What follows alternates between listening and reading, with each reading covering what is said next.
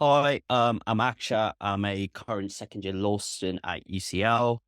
And if it's of any kind of additional information, my favorite module is jurisprudence currently. We're here today to go through Akshat's kind of workflow at university and the demands in line with the demands of this course. And then hopefully we can see how Otio can help to sort of streamline and power that forward. So Akshat, let's start off by asking, do you guys have readings as part of your course? Yes, quite a lot. A lot of law is part of just independent work. I believe that within my week, I would probably have around just maybe 6 to 8 hours of contact week or contact hours, and the rest is completely dependent on us, complete our readings, and also any of the following problem questions that we do have. And I'm guessing this takes up a huge amount of your time. Yeah, unfortunately, that is one of the biggest qualms with being a law student is that even if you are completed with your, for instance, your essential reading, you also have your further readings. And honestly, you can keep learning and learning and learning more because you also have case law, you have academic commentaries to read about. So you can't really grasp the subject fully, such as the field of law as it is. In terms of output from that, do you have like, so say you get given a reading, will there be an essay down the line, most likely on that reading? And would that be like a summative, i.e. it counts towards your grade, or is that kind of an optional thing, slash it doesn't count towards your grade? So we would have both. All of our readings do count towards the summative in terms of providing the structure and also obviously the content for the examinations. We also do have something known as formatives, which are more so an optional kind of essay-based questions, which you can kind of use to practice and see where you're at. Okay, that makes complete sense. So Akshat's been kind enough to send me some of his reading. It looks very interesting. Maybe we can get something out of it and condense it very quickly with Otio. So yeah, let's dive into the platform. Okay, Um, can't wait. okay, so we managed to load up Otio here with what Akshat's given me. I've saved that to my computer, and how I would import that into the platform is like this. So I'd go import file or link, and this would work with kind of any link or any file of any of these formats: PDFs, docs, TXT, EPUBs. Um, and let me find the document that you sent me, the Foundations of Law. There we are. To say that this would be the kind of thing that you'd be reading, right, as part of your degree. Yeah, this is more specifically just jurisprudence, which in other words is just legal philosophy. Okay, cool. Makes sense. So yeah, you see it's uploaded there, and we can save that at the moment to our library. And I guess what it will do here is basically just like AI will read it essentially, and give you an academic summary, which we'll be able to see in a minute. Which allows you to kind of get through these things much quicker. But also, you can chat like on like a chatbot interface with an AI agent about this document as well. So yeah, let's just That's quite interesting.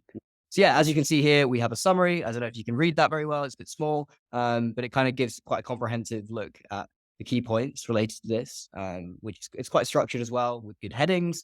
So I guess you will be able to tell me what the rule of recognition is. Actually, I'll tell you, and you tell me if I'm right. Okay, Um, well, go ahead. um, so I guess from this, it provides criteria for identifying primary rules of obligation.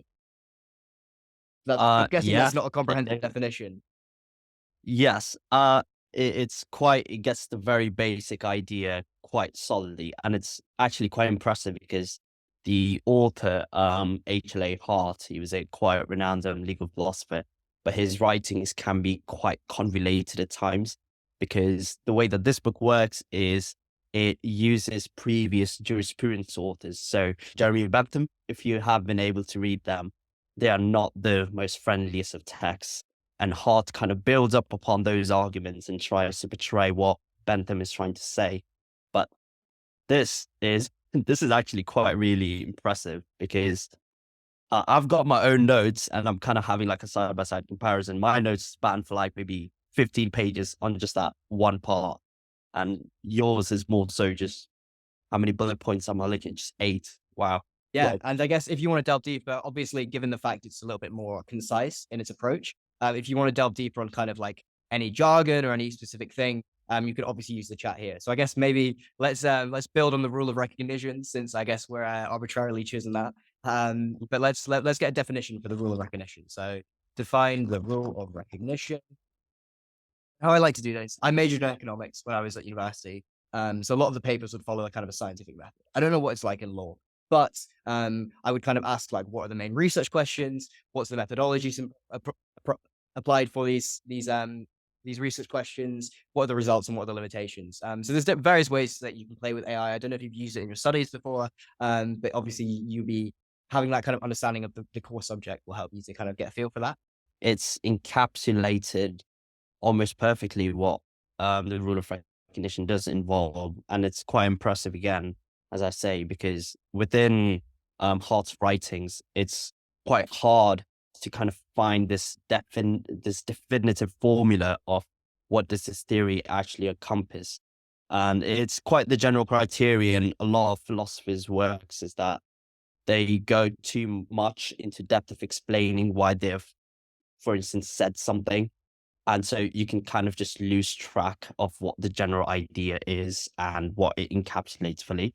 But this definition actually kind of rounds it off nice, really well. So yeah, it's quite right, I would say, at least in my opinion. Okay, cool. I'm glad to hear it. I'd like to show Yeah, you one more thing, and of that course. is in turning from this system. So you can spend a bit of time, I guess, when you get a reading, like obviously reading the summary and then asking any follow-up questions and kind of getting an understanding for what's actually about, right? But then from that, if you have like an output to deliver, maybe you have seminar exercise or you have an essay to do, what you can use Otio beyond this stage as well. So we click make a new note, we call it notes, and you can use a blank page. So this will be something similar to like a Google Docs or a Word, which is kind of powered with AI, and you can do loads of cool things with AI in it. For this, let's generate an outline. So that will be like a plan for any subsequent writing. So what most people do is paste in their essay question, maybe a few ideas about what their initial thoughts are. Pick this, or if you've got more sources, you can pick based on that. A lot of problems with other AI tools is that for students at least, is that people are scared of it kind of making stuff up because you're giving it the sources themselves. They're actually the generation that it makes is grounded in those sources. So you can kind of rest assured that it's not going to make stuff up completely. But in this situation, let's focus on the rule of recognition. But I think hopefully you'll get the gist as to what it can do if you paste it in your own. Okay, cool. It's done.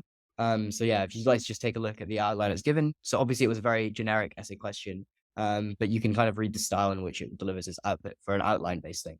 Yeah, I mean, what do you think of this? It's quite interesting because it does follow the same writing style that at least I do use in my own legal writing, at least. So what I use is what's known as the Clio method, which is essentially that you write what the claim is, you write what the law is, you evaluate the law, and then what do you think the outcome is. And you can kind of see it's got that same structure. Within the first introduction, it's more so the claim of the essay. So what are you going to try to argue? And it's sets similar thing, which is just introducing the argument and outlining the main points, which is what you would also do in a legal essay. So that you would clarify what you are going to clearly argue. And then it goes on to the more of the legal slash explanation, which is the next part, I believe, the foundations and definitions, which is quite interesting as well. And that I think spans across quite nicely. It's also done a really nice job of kind of separating the issues about, especially the conceptualism, formalism, as now I see it, which not a lot of